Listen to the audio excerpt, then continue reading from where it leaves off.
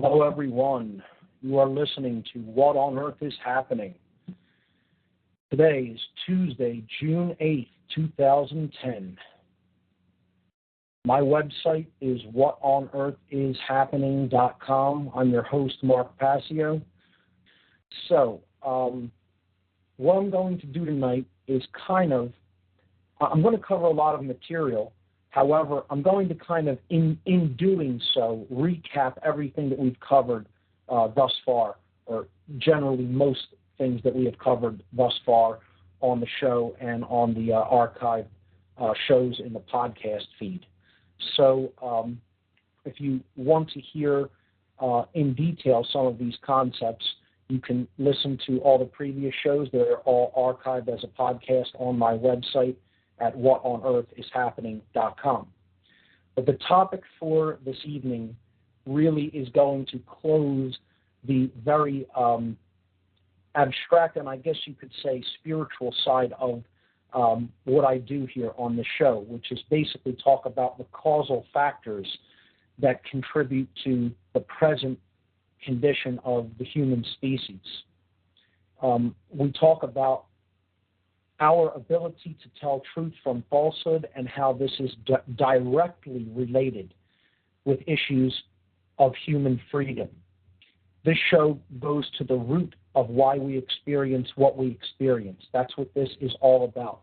The show is basically about how we create our experiences through our choices. We are the co-creators of our reality.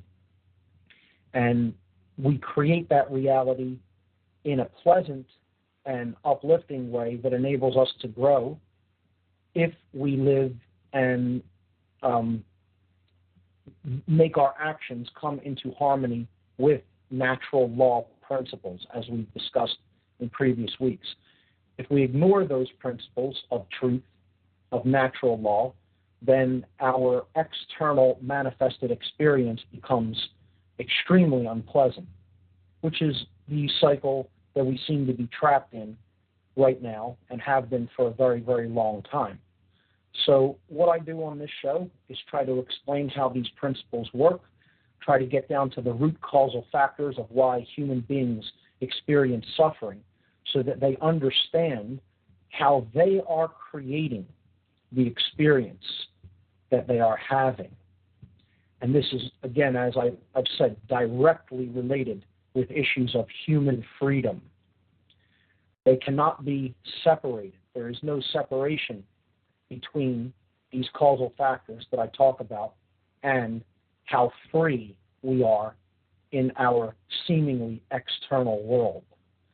So, in keeping with this theme and message, today is going to be the last part of part one of this, so to speak. This has all been, everything up through this point has been what I call what people really need to understand to know what the solution to our problem that we are experiencing, namely that there is encroaching tyranny in our world, and how to solve it. This is the part that really does give us the solution if we understand it and pay attention to it and go deeply into this material to make it a part of ourselves and to, in doing so, change ourselves. Because the only way we're going to change the external manifested reality in which we live is to change what takes place inside of us. When we do that, then the movie on the screen that we ourselves are projecting will change. But until we understand these factors that I've talked about on the show up through this point, don't expect the movie on the external screen of reality to change one bit. We need to understand these principles, we need to make them a part of us, and we need to change our lives accordingly. If we don't do that, again, don't expect much change in the external world. It's like banging your fists up against a television set or a movie screen because you don't like what you're seeing on it. You need to change the frequency, change the channel that is generating what you are seeing on the screen in order to actually change what you see. And that's what we try to do here. That's what the ultimate goal of this show is to get people to understand those natural law principles. And we are not just going to talk about how they work, we are also going to discuss some of the actual problems, because unless people are aware of why this is important to do, unless they can actually see the patterns that are taking place around them and understand how we can actually change them by changing our thoughts, our emotions, and our actions. And they also need to understand why. So we will not ignore the darkness on this show. We will look into it. We will confront it. And we will confront that shadow that is part of all of us. And we will work with it to transmute it. So what the topic of tonight's show is going to be is, I guess it's a culmination of everything we've talked about thus far. We are going to discuss the qualities of who and what we really are. We are going to discuss the qualities of the higher aspects of self. And we're going to compare and contrast these qualities with what I call the illusory self, the self that is the lowercase s self, the self that is trapped in illusion, that is trapped in fantasy, that is trapped in identification with the ego and the roles that one plays in life, versus understanding the true higher identity of oneself in consciousness. So we could title the topic of the show, Higher Self versus Lower Self. This ultimately gets down to the question of who are we truly? Who are we truly? Because as I started off on the very first show, I explained that unless we really understand who we really are, we're going to remain largely powerless to make any lasting, effective, positive change in our reality. We have to understand what separates us from the higher aspects of ourself, and that's what we've been doing in the last few weeks on the show. We have been discussing the walls that we erect around ourselves and others. I call these the barriers to self-realization, the barriers to becoming a self-actualized being. And we identified them as the illusion of the five senses, being rooted in materialism and the material world. Ego identification, again, attachment to and identification with the roles that one plays in life, the experiences that one has, being seen as identity as opposed to understanding the higher self and realizing that that is what we are. We talked about the prison of the left brain, the educational or indoctrinational system, and how it roots us into a physical-only, linear-only way of thinking about the world and seeing the world in a state of separation, seeing ourselves in a state of separation from all others. Finally, last week we touched on the fourth barrier to self-realization, which was the belief in and identification with institutionalized belief systems. And we discussed a lot of them and how people grasp and cling to belief systems that do not really serve who we really are. They are just put there to serve themselves and to perpetuate themselves in the name of control. And once you get into that pattern, basically you're contributing to the dynamic of fear, which can only lead to chaos. It can only lead to suffering in the external manifested reality that we share. So we covered a lot of different institutionalized belief systems. We talked about believers in the monetary system. We talked about believers in religions. We talked about control-based institutions like the military and the police, and how these are all essentially different forms of mind control. And we will get into, in the next few weeks, the multifaceted methodologies of mind control and how it works, because I have studied it extensively, and I'll be having some guests on to talk about it in future weeks. Again, up through this point, the show has largely been laying down abstract information, conceptual ideas that are important to grasp, to have a firm command of, to understand deeply and integrate them into our worldview if we're going to understand how this solution fits in to what we're going to need to do going forward if we're going to solve this global problem of human sickness that is creating a diseased condition all over this globe. So this is a critical component of it, understanding the higher self versus the lower self. That is what we're going to discuss tonight. Qualities and aspects of the true self versus the qualities and aspects of the lower self that is trapped in five-sense identification and ego attachment. So we can look at this as capital S self versus lowercase s self. So the true self, a self-actualized being, someone who has, we've heard the term woken up, someone who has really come online and connected with higher levels of consciousness in the universe. It is breaking out of the prison of mind. It is breaking out of the vibrational eggshell that is attempting to hold us in lower vibrations of mind and consciousness.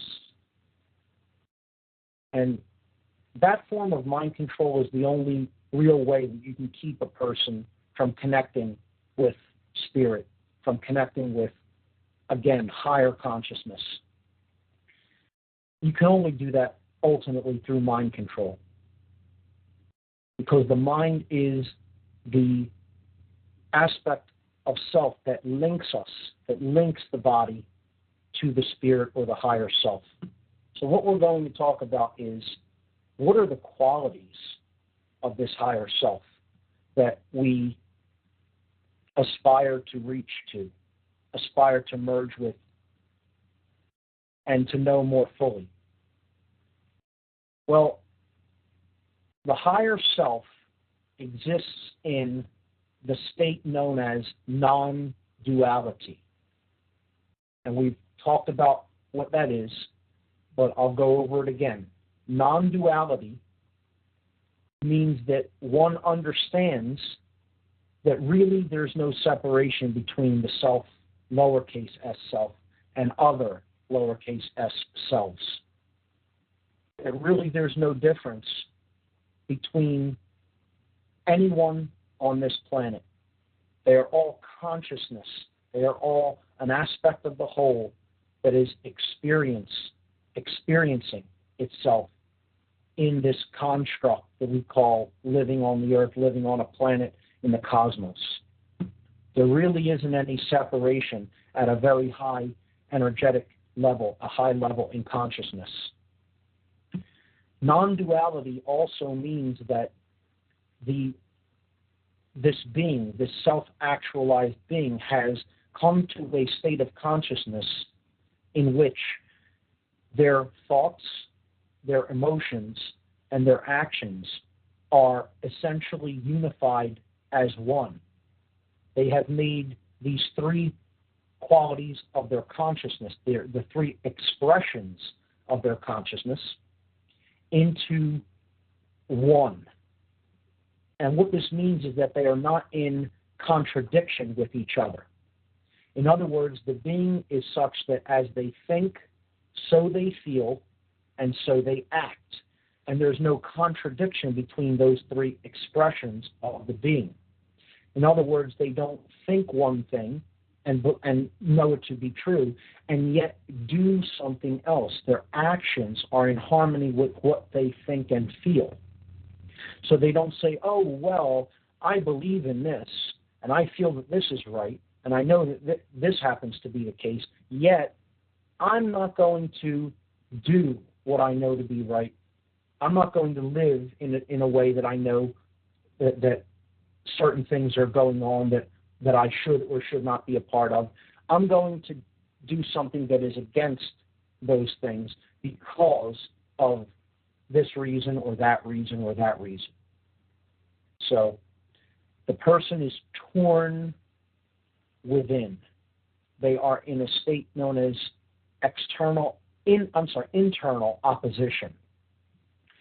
They are not at one with the thing that it is most important to be at one with, the self.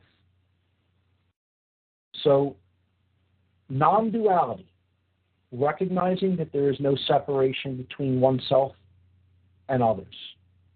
And internal non-duality is a state of bringing one's thoughts, emotions, and actions into unison, non-contradiction, non-opposition. The true self expresses itself in a state known as dominion. You could call this self-actualization. You can call this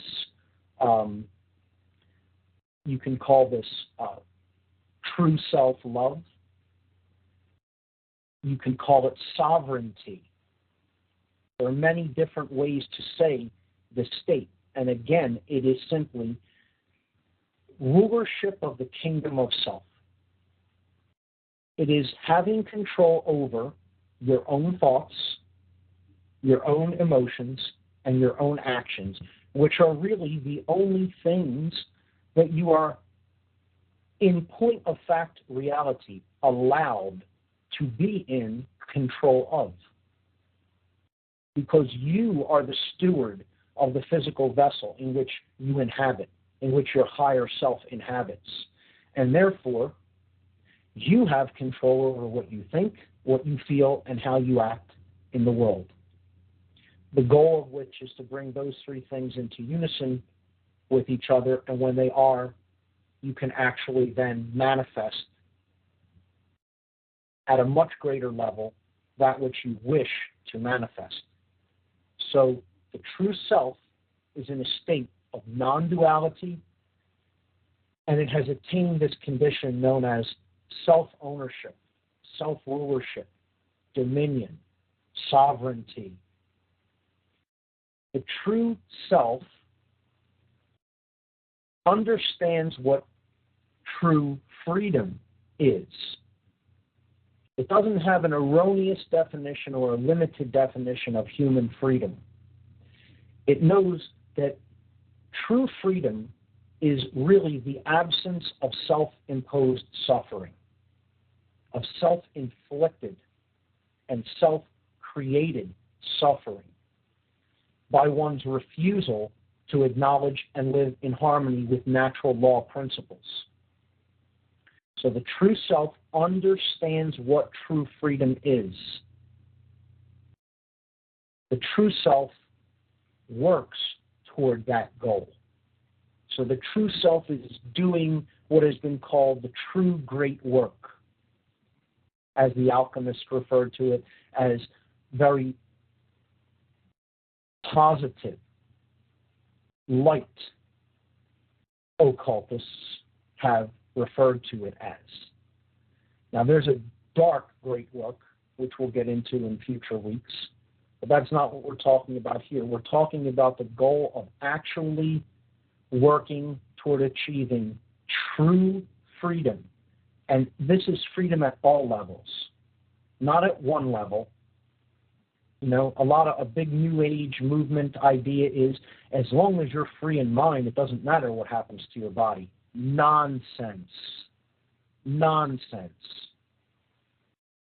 This is to get people to stand down and not actually take proper action in a physical, worldly sense.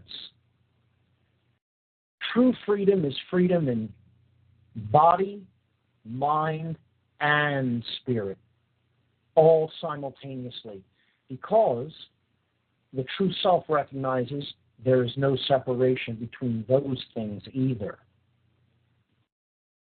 See, there's another New Age and it's a very religious mind control aspect that the body is to be renounced and rejected. We shouldn't bring our thoughts toward what's happening in the physical world, but only focus on the spiritual. That's equally as nonsense as saying the physical world is all that exists and there's no such thing as spirit. One is a form of left brain imbalance, the worship of materialism and physicality, and the other is a form of right brain imbalance that totally rejects the physical and would let the body fall into disrepair and physical freedom fall into disrepair, which is partially responsible for the state that we're in now as a species. So these two worldviews come from two different kinds of left brain imbalance. True freedom, again, and the understanding of true freedom is freedom across all those scales of expression. In spirit, spirit's not going to be bound. It is free. It is freedom, period. So nothing can bind that. But there is binding that has been accomplished through covert manipulation and mind control on the mind of many of the people on this planet. And there is also limitations on physical freedom. Of course, we see this playing out every single day for anyone who's paying remote attention. So the higher level of self, when we connect with this, we come to an understanding of true freedom, and that is freedom on the physical plane, freedom on the mental plane, and of course, connection to spirit, which is freedom, period. The spiritual aspect of this is not buying the bull. So that's why they have to work on the mental realm in order to get us to enslave ourselves at the physical level. And when I say they, I mean the occultists who are enacting and wielding these mind control techniques. And if you haven't gotten to that level of understanding, to understand that there is an occult aspect to this, an occult meaning hidden knowledge aspect to what is going on, and this is essentially behaves like a religion because there are rituals, there are patterns of behavior, all of which we will get into in depth on this show in future weeks. And if you're resistant to that, stick around. Keep listening to this show because I will provide abundance of evidence, and not just through anecdotal evidence and not just through reading about it, through first-hand experience, because in the past I worked in occult orders myself, and I'll allude to that and touch upon that in future weeks and explain how some of those ideologies work and how they're mind control techniques. And they have mind control techniques, and they're extremely adept at employing them and using them to get what they want. We will get into all of that. So just understand that true freedom, which is the work of the higher self, is to free us at the mental and physical levels, unconditionally, from any self-imposed suffering. Now, in the body, in the physical reality, there are going to be requirements to have physical expression and experience. So I don't talk about just needing food or wanting shelter to live, in protection, in some level of protection from the elements as suffering.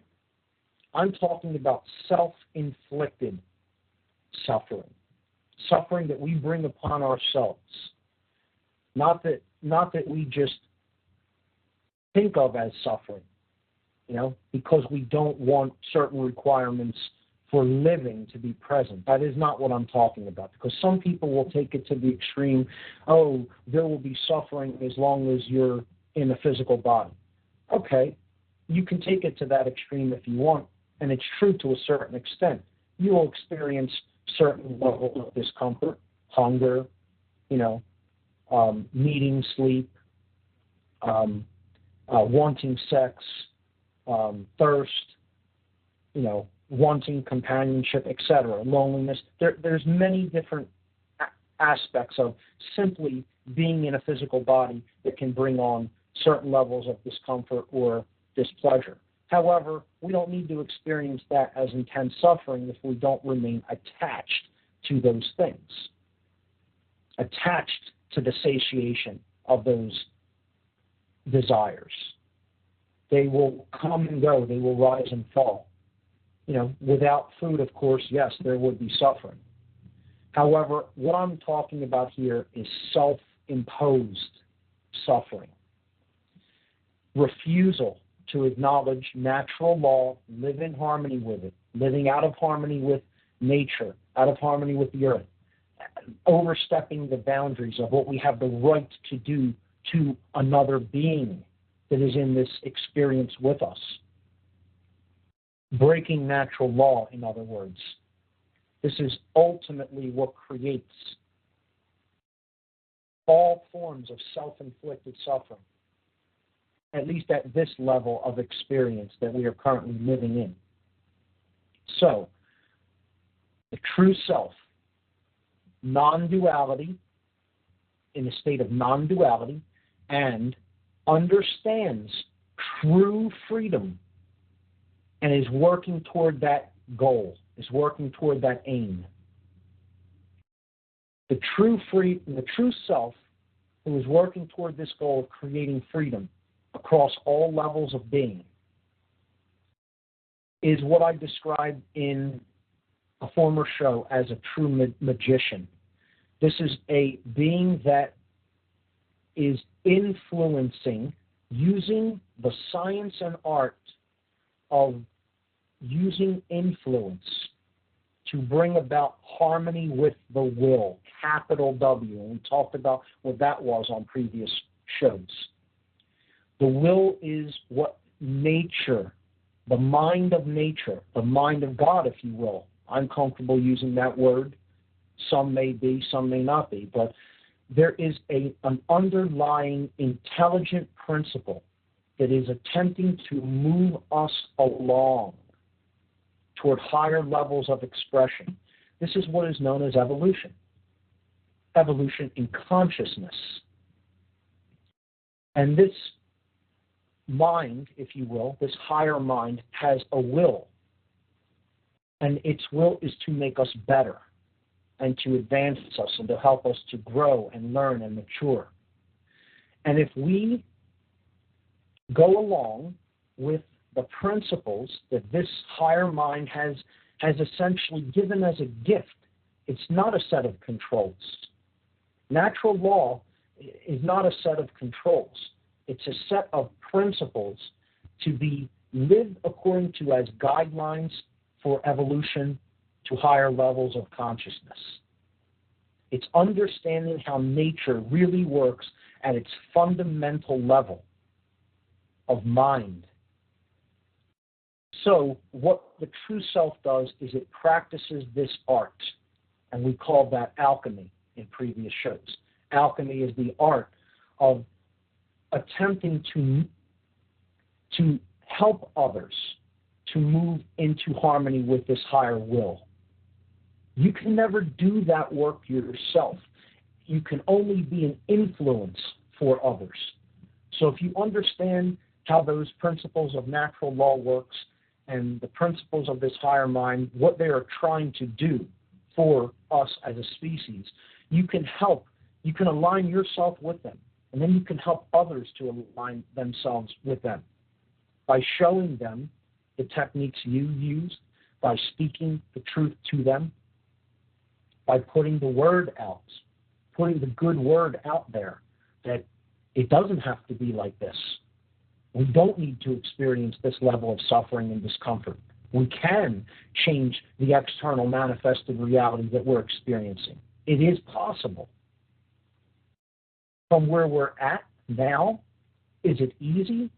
No, I didn't say it is or would be easy. I said it's possible, and it can be accomplished. The more people that get on board with that, the more effortless it will become. Right now, since so many people are convinced that the exact opposite is true, that there's no such thing as truth, that there's no such thing as natural law, that there's no such thing as a higher will, there's no such thing as the authority of nature itself, but we continue to believe in man's authority as the highest expression of all that is. We're going to have a real rough time of it if we continue to exist in that state of consciousness. So the art of alchemy, which is what the true self practices, it practices this art. It strives to become better at it because it knows this is the only game in town to really affect the minds, influence the minds of everyone that is currently at a lower level of consciousness, to help to bring them up, extend a hand down, and lend a little bit of assistance in bringing them up to a higher level of understanding. That's all you can do to make the situation better. Ultimately, the person who you're helping has to take that step for themselves. It can never ultimately be done for them. And that is, oftentimes a source of frustration, because there has to at least be a spark of the will within that other being. They have to have at least a desire to want to become better. And, sadly, many people have really, that's been largely extinguished in them, sad to say. And they actually are living a life of total quiet desperation and believe that nothing can be improved upon from where they are at. There's always room for improvement, and it's always possible if we have the desire and we employ the will to do that. So the true self practices this art of assisting in the great work of betterment of the soul qualities, which is known as alchemy, to bring about deeper accordance with the higher will.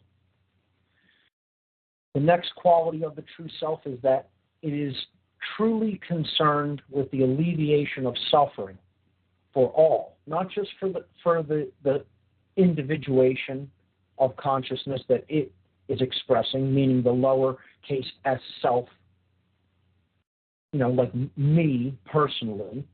Yes, I don't want myself to suffer, but I have come to the level of understanding that as any are experiencing suffering, I am suffering. So that's what the higher level of self is seeking to help us to come to an understanding of. That if even one is experiencing suffering that is inflicted by themselves or by other people upon them, we are all suffering. There is no separation between self and other. So if one person is suffering, all are suffering. Literally, we are connected. Connected. If you look into the meaning of the word connected, con is a prefix in Latin that means together or with. And necteo nectere means to bind in Latin. So connected means to tie together or to bind together. We are connected. We are bound together. And the only way we're getting out of this condition is if we turn that corner and reach enough people that we understand collectively in enough numbers that the road we're heading down is leading into a blind alley. It's leading us over a cliff, actually. And we turn that around because we understand that we're creating suffering not just for ourselves, but for all. We're creating suffering in the world, and that affects everybody. And people who don't understand natural law or who are deeply trapped in ego, they are not concerned with this principle. They are only concerned with their own comfort level, sadly. And they will do things and can be made to do things that are totally creating more and more suffering for many, many people. And they don't have the right to do that. They think they have the right. They believe in their ignorance that they have the right to do that. But nothing will ever make it so in reality. They're just really trapped in that control mentality that they are privileged and that they have a right and an authority, an inherent authority to control other people. So the true self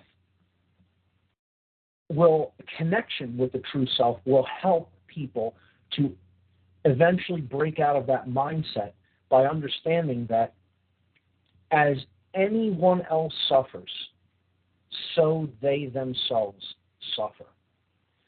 It's a very hard realization to come to.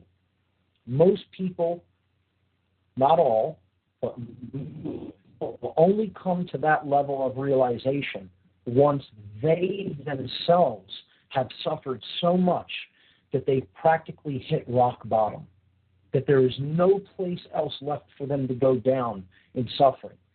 And that is how I myself experienced that level of understanding. I did not get this the easy way. For anybody thinking that. Didn't happen that way, folks. I took the left-hand path. I took the long way around, the long way home, you know? And it was years of enormity of self-inflicted suffering to a point where, as I've said before, there were only two places to go. Death or reverse course, admit that I was wrong, and move upward from there. So that's what I chose. I didn't choose death. I'm here speaking with you now. And I learned a lot of things on the way back up from that point. But I think most people are so... I consider that I was a mild case, believe it or not. As strange as... For those who didn't know me back then, it's difficult to even convey, you know, how bad it got. But for those who did know me back then, for me to say I'm a mild case compared to where other people are, it's even shocking to understand. Because if it took what it took to get me out of my level of rebellion against higher will and against natural law, what would it take for some people that are so far beyond the condition that I was ever at? I just wonder about that a lot. Sometimes I just think they would choose the grave, happily, willingly choose the grave over changing. I hope that isn't the case. You know, I hope they'll eventually come to their senses, their true senses. But all we can do is keep putting the message out there, you know. I'll keep saying the same thing over and over again until I'm not in the body anymore. I've said that before. So This is the only thing there is to understand, ultimately, if we want a better life from where we're at. People really have to come to an understanding of this and an acceptance of it, because it's not going to change. This, what I'm explaining, is not going to change, and this isn't my information. I've said that before on this show many times. This is just information I've learned that is out there, these are principles that exist in nature. And we either accept them and come into harmony with them, or we reject them and bad things happen. And it'll continue that way until we make a different choice. But as long as we keep making this choice, I just say, make the choice, fine. I can't make anybody make a different choice. But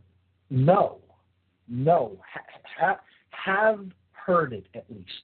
At least that why I do this is at least that so that other people can have heard that nothing's going to change if they make the decisions that they're currently making. It's the definition of insanity to say, I'm going to do the same thing, always get the same result, continue to do the same thing, and expect a different result. That's crazy, completely. It's craziness. It's mental illness. So, the only way to really come out of this level of self-imposed suffering is to understand these principles, which, again, I've disclaimed many times on the show. These are not mine. I don't own these. They don't belong to me. I am nobody to keep them secret. I don't own the information that belongs to the cosmos. That's why I give it out freely. I speak it to the world because it does not belong to me. I am simply charged with delivering a message. That's it. Nothing else.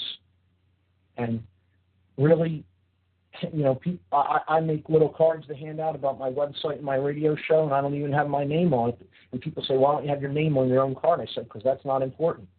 It's not important who I am. The information is important. Go up and check it out. You don't even need to remember my name. Not important. So continuing with the qualities of the true self, the higher self, the self with a capital S,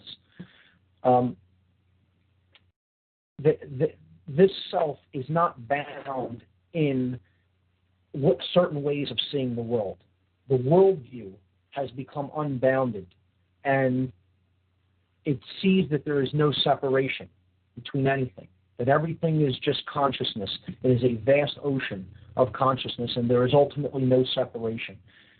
That understanding in worldview, that there isn't one worldview in balance or the opposite worldview in balance, as we talked about when we covered worldview on a previous show. The true self is not bound into seeing the world as either a grand cosmic accident, which is the randomness worldview, nor does it see everything as totally predetermined, in which we have no free will to actually change the result of what we experience. The higher self connects with the true understanding that there is no separation between self and others, and what we're really experiencing in manifested reality is the combination of a deterministic principle, which is natural law, plus the free will to live in harmony with those principles or to reject them. So some people would say, well, that's not really free will. Sure it is. It's not really free will only if you see natural law as some sort of a prison or as some sort of a control mechanism. Natural law is not a control mechanism. It is there for pure and total, unequivocal freedom. It is placed there in love by creation itself, such that the expressions of itself would be able to have whatever they want. Bliss, ultimately, if they only live within the principles of truth. A very firm term that I just said there. The principles of truth. That's what natural law ultimately is. It has nothing to do with our perceptions of it. It has nothing to do with how we think about it, how we feel about it. It is. It is. It's that which is. So ultimately, embracing that which we are is embracing natural law. Rejecting natural law is rejecting what we are, rejecting the higher self. There's no difference between these principles of natural law and the higher self. They are one and the same. But we, in our ego, in our identification, in our attachment, want to think that we are individuals or groups of individuals, at lowercase s selves, are the law. We want to think that we are the authority. We want to think that we are the creator or God. That's how far gone some people are from connection to this higher expression of self and consciousness, that they actually believe they are God and that they own other beings. So, to go back to the qualities of this higher level of expression, the higher self, also is not operating on only a percentage of its faculties, meaning it uses the entire being, the whole brain, the whole, all of the energy centers of the being, not just the mind. It uses the mind in conjunction with the body, in conjunction with the will of the being on the physical plane. And it's a holistic coming together of mind, body, and spirit. True care is present when the true self is present. So you're using the action principle, the heart principle, and the mind principle. I've referred to this as the heart, mind, guts. You know, it's connecting the heart chakra with the third eye chakra, with the solar plexus chakra. It's connecting true care with true intelligence, with true courage or will power. These are the three planes that we have to work upon to make any positive change happen. We have to have intelligence, we have to have care, to have willpower and courage. If we succumb to the forces of ignorance, the lack of intelligence, if we succumb to the force of apathy, the lack of true care, and if we succumb to the force of laziness and cowardice, we're not using the guts, we're not using the solar plexus energy. So the true self is holistic. It's bringing these qualities together, and therefore it does not exist in the prison of the left brain, as we talked about as one of the barriers to self-realization. It is using holistically all of the functions of the brain, and it is connected with the spiritual qualities and the intuitive qualities and the nurturing qualities of the right brain or the right mind. Finally, the true self does not exist in ego identification, meaning it does not identify with the roles that it plays in a physical expression, meaning it doesn't get wrapped up in being a business owner, being a author, a writer, being a actor, being a poet, etc., etc., etc. Okay? It knows that these are simply expressions and experiences while we are in the physical body, while we're in this vehicle, having experiences to grow and learn. But it doesn't take them on as the self, as its identity. So it's not attached and identified with the ego. It also will seek and encourage to break down institutionalized belief systems wherever it encounters them. Because institutionalized belief systems, in any form that they exist, are forms of mind control, as we talked about last week. And that, again, is strong language. Yes, that's a strong statement, a firm statement being made. Institutionalized belief systems, no matter what they are forms of mind control. They exist to control the thought patterns of any adherents, such that they perpetuate themselves, such that the mean that they represent is perpetuated. The overarching idea that they represent is perpetuated, and therefore it is working and going to work in building something in the physical reality. So the higher quality of self is always trying to work on breaking down these belief systems. To the extent that we are not connected with that higher self, we will identify with and work in institutionalized systems. And a lot of people will not want to hear that. And I recognize this. I know this. Many people will want to hear, I'm a good person, I work in this banking institution, or I work in this scientific research, or I work in this level of finance, or I work in this level of education, or I work in this level of the medical industry, the so-called healthcare industry. And they won't want to hear that ultimately, yes, they can do good on a level working with some people one-on-one. But ultimately, the aim that institution is working toward is control. And I don't care what it is. You can't tell me one institution that isn't set up like a hierarchical pyramid.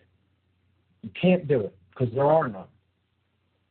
Institutions, by definition, are hierarchically structured and compartmentalized, meaning that many people working in them will not know what the task of the other person is. They're not round-table groups, so to speak. They are structured. They have rank. Okay? They are about control and subservience. Control to the level below and subservience to the level above, as we talked about last week. So, ultimately, all they can do is perpetuate, all an institutionalized belief system can do is perpetuate the dynamic or the force of fear. It is largely based in fear. That is why they even come together at all. That is why these structures form, because someone was in fear of something, and we need to do something about that. So let's propose the solution, and here it is, a monolithic structure that will control this aspect of being, this aspect of life, this aspect of reality. They're all the same, all. Okay? Another mind control technique is that there can never be any totality. There can never be any statement that all institutions are like this. You can't make a statement that incorporates all of them. Sure you can. I just did, because that is how institutions are structured. All of them are structured like that. It doesn't matter what they are. Banking, finance, military, police, education, religion, organized crime, government. You name it, it's structured the same way. The media, science, all structured as a hierarchy, all structured in a compartmentalized way. So finally, the true self will seek to break down those institutions, because only in breaking down walls and barriers that divide us and structures that keep us chained in fear and in lower levels of self-expression Only by breaking those structures down are we really going to advance and come into alignment with our true potential. So the lower case S self, the lower self, the egoic self, the ego-attached and ego-driven self. What are its expressions and qualities? Let's look at this for a little bit. The lowercase s self is trapped in the state of identification with the roles that it plays. It believes that it is separate from everything else. That's its fundamental worldview. The fundamental worldview is that everything is separate from everything else. Because I see me there and you there, I'm here, you're over there, that means we're separate from each other. What I do to affect me isn't necessarily going to affect someone else that I don't know or that I'm not directly affiliated with or connected with. Everything exists in separation. A worldview either skewed toward the left brain of pure randomness, that everything is an accident, there's no such thing as natural law. Everything can be reduced to a mechanized, the universe is one big mechanical construct, a big machine. It's not alive, there's no such thing as consciousness. Pure separatism in consciousness. The right brain aspect is, okay, God created everything and it's separate from us purely, and this force or being completely controls everything. We have no say about what happens. We're just in this, and something's being done to us. And the Creator is separate from the creation, and we have no free will. Ultimately, this is just, again, like a machine, and we're just along for the ride. This worldview, both of these imbalanced worldviews, they both reflect a state of total separation consciousness, pure separation consciousness. So that is the worldview of the lowercase self. This expression of being, this trapped consciousness, exists in a state of internal confusion all the time. It doesn't recognize patterns, whether they take place within the being, in their emotions, in their thoughts, and it doesn't recognize patterns in the external world. It has no idea what's going on, essentially. This is a person that has no clue what's actually taking place around them, or within them for that matter. They're not awake at all. They're in internal opposition. They can be made to do things through various methods that they will state against how they really feel. In other words, I'll say that my morals are a certain way, that I believe that this is good and this is true and this is right, but throw me enough money and watch what I'll do. Offer me enough money. You want me to hurt that other person in some way? How much? You want me to go and take that person's property to give it to you? Okay, how much? And some people's price is cheaper than that. Some people, you just have to pay them a meager salary. And as long as they can get to be dominant and aggressive and, act like a brutish thug, pay me a meager salary by even today's, standards of what, what most people are paid in the corporate world anyway. And, I'll go and do whatever you tell me I'm allowed to do. No sense of true morals. Only concerned with what they get out of it. Only concerned with one's own lowercase s self comfort level and one's, extended family, maybe, their immediate family, and that's about it, if that. To some who are completely trapped in a psychopathic mindset, they don't even care about the people they're around at all, let alone working toward helping anybody extricate themselves from the condition of self-inflicted suffering. They could care less. Like qualities of being connected with true intelligence, true care, and true will. These things are meaningless to someone who's trapped in the ego. They've never even heard of these things. Many people have never even heard and could not tell you anything or give any example about what consciousness is at all. They could not, that word is meaningless to them. They're concerned with their physical survival only. Their physical survival only. And the survival of their own in quotes, that which they see as, this is mine. That out there, that's other people's. That's other people.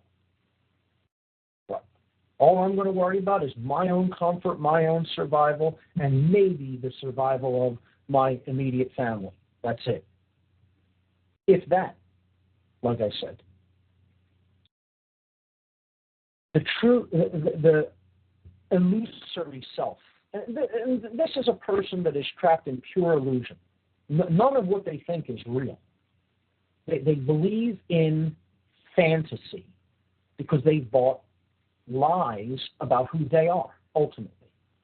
Again, I started this show a couple months back explaining what was written on the oracle at Delphi in Greece. That it says, how do you expect to know other wonders if you do not know the wonders of your own house? In you is hidden the treasure of treasures. Know yourself, and you will know the universe. Know the self. That is what someone who is trapped in the illusion of all the constructs that other people have built up around them and brainwashed them and mind-controlled them into believing. That is what this lowercase s self has no concept of, the true self. What they're talking about when the mystery school said know the self is know the higher aspects of self. Understand who you are at a higher level. It also means understand the physiology, understand how energy works through the body, understand, what you need to do to take care of the vessel. Of course, you don't dismiss the physical. But it's ultimately know the self, capital S, self. So these qualities are extremely important to know and understand. And it's equally as important to understand the qualities that are expressed through this illusory self, this cut-off aspect of being, cut off by the walls they themselves have either erected or allowed to be erected around them by believing what other people have told them. And we've all done it throughout our lives to one extent or another. We're born into that. It's very difficult not to ever fall into that unless you're fortunate enough to live in an isolated culture that doesn't teach nonsense like most of the Western cultural world teaches, and the Eastern culture as well. Mind control is everywhere on this planet, folks. Doesn't matter where you're born. There's a few isolated pockets of indigenous cultures that may be teaching the healthy worldview to people, but it's a rarer and rarer thing. And That's why to come out of it is magnificent and is miraculous. And it shouldn't be understated. We should give credit where credit is due to people who have emerged from this lower state of consciousness and raised themselves. Whether they've done it wholly on their own or they had help in doing it through mentors and other very selfless individuals. And I mean selfless in the sense that they're not concerned with, just their own comfort. They've spoken up, even in the face of ridicule, to put information out there into the world that could help people, that could help raise other people to higher levels of self-expression and consciousness. So we need to understand these lowercase s self qualities, these egoic qualities, if we're going to help people transmute them and come out of them. So the lowercase s self, the egoic self, can't even envision true freedom. They don't know what freedom is.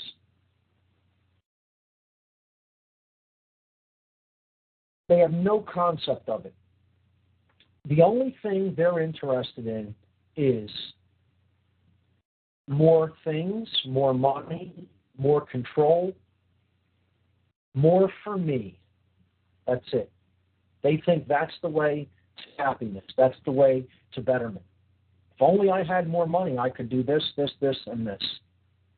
That's their solution for everything. If you ask anybody, what's your solution to this problem, and they say money, to any problem, and their answer is money, they're trapped in this level of consciousness, in lower self-consciousness, because they're in a state of internal opposition. And that's all driven through fear. Fear is ultimately what keeps somebody here. That's the force that's behind this. Fear is the force that keeps people enslaved to this level of consciousness. Now, the lowercase s self that has come into a little bit of cleverness, a little bit of left brain intellect, and they have certain information that other people in the world don't have access to, will employ the opposite art that the true self employs. They will employ the art of sorcery, which is manipulation. Sorcery is mind manipulation, employing the technique, the science, and art of influence for self-important reasons, for self-serving reasons. And I mean lowercase s self. So they may learn how to influence people, but it's only because they want to get them to buy something. They may learn how to influence people because they want to get them to do something that they want them to do. Forget the higher level will. Doesn't matter what it wants. I want somebody to do this. I. Me, I. That's what the lowercase s self is all concerned about, all the time. So they will use the art of influence and manipulation in a negative aspect, not to align anyone with the higher will, with true balance with nature, but they will only employ these techniques to align other people with their own selfishness, their own selfish, egoic, self-serving will with a lowercase w. Huge difference between that and the higher will. The lowercase self is trapped in the left brain largely. There are cases of people in this condition that are in the right brain as well, but it's rarer. They're trapped in the prison of the left brain. And of course, they work through and continuously reinforce. They accept, they work through, and they continuously reinforce whatever institutionalized belief system that they're a part of, or whichever ones can help serve their self-serving aims and goals. So institutional belief systems to them, perfectly acceptable. They don't care whether it's a form of mind control. They don't care who it hurts. They don't care whose life it destroys. If it puts money in my pocket, I'm all for it. If it gives me a job, I'm all for it. It kills lots of other people, so what? It harms lots of other people's minds and brains? Who cares? Is it doing something good for me? Am I benefiting? Well, then let it continue. Wonderful. Great. Let's have more of the same. Let's have more of this. Because that person who's suffering as a result of what this institution's doing, that ain't me. So who cares? This is the consciousness of the person trapped in ego. And I'll tell you what, a lot of the people in the freedom movement don't have much higher level of consciousness than that, because how many of them are working amongst institutions and corporations and saying that they want freedom, true freedom, but yet they're still doing something that is helping the opposite dynamic of what they say they want. It's a controlling institution. And again, it's not going to be a popular thing to hear. I'm not here for a popularity contest, folks, in case you didn't grasp that yet. I say things people don't want to hear because they need to hear it. That's it. The truth is ugly sometimes from where we're at. The corner we've worked ourselves into, most of us can only see the truth from that little corner that we've worked ourselves into, and from that perspective, it looks horrendous. It looks horrifying. Once we come out of that little corner that we've wedged ourselves into, we'll see it wasn't so horrifying. It was actually being spoken, and it's actually there for our self-betterment. Higher case S self and lowercase s self, because if we get connected with that higher case S self, the lowercase s self will improve its condition and its comfort levels and its understanding, and it will merge, it will come into harmony with that higher level expression of consciousness that I call the higher self. Let's see. Okay, so I think I wrapped up what I really wanted to talk about regarding the dichotomy between higher level self and lower level self. And this really, for the most part, wraps up the end of the first big section of material that I wanted to get through when talking about the dynamic of what's really happening in the world. And these dynamics that we've covered thus far on this show really are the bottom line solution. These are the very core causal factors of why we're experiencing what we are experiencing in the world. Reach out to others with this information. Knowing, again, as I've said on this show, is not good enough. It's only the first step. Taking the information yourself, understand it so well that you can speak it to others in a plain and clear way and in a decisive way, because that's what this is ultimately about, is a decision. People are making their decisions about which force they're going to serve. Are they going to serve the force of fear and chaos and confusion, or are they going to serve the force of light and love and order and harmony and peace and connection with higher levels of consciousness? And that is the force of love.